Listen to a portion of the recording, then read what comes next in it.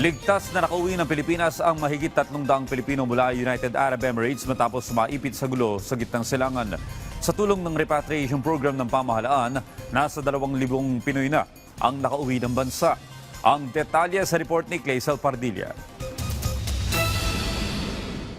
Bakas pa sa alaala ni Faye ang pagbagsak at pagsabog ng missile sa Sharjah, United Arab Emirates, kung saan siya nagtatrabaho bilang lady driver. Yung bahay ng amo ko ay nasa Sharjah Airport, doon po yung binumba ba. Nakita ko po yung jet na lumilipad. Tapos 2 beses po na tumutunog ng boom, ganyan. Habang patuloy ang sigalot sa gitnang silangan, tumitindi pa ang takot na nararamdaman ni Faye, kaya nagpasya na siyang umuwi ng Pilipinas. Humingi po ako ng tulong para makauwi po ako. At salamat po sa ating presidente at sa lahat-lahat po ng nasa sakupan niya. At kami po ay payapa at ako po ay payapa nakauwi. Isa lamang si Faye sa higit 300 Pilipino mula United Arab Emirates na nakabalik na ng Pilipinas matapos maipit sa gulo sa gitnang silangan. Sakay sila ng ikatlong chartered flight na inarkila ng pamahalaan.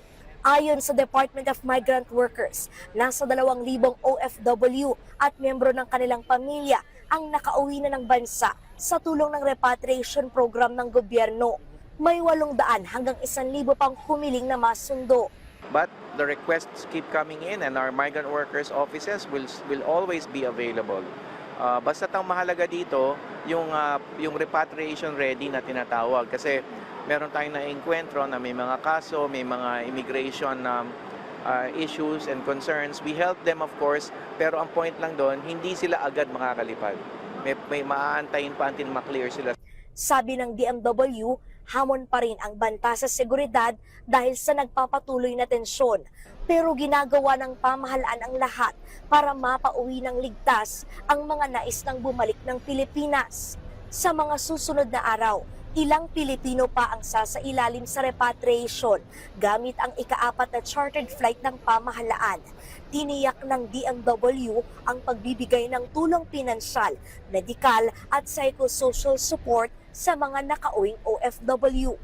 Meron po kaming matatanggap and hopefully sana po kasi need po talaga namin.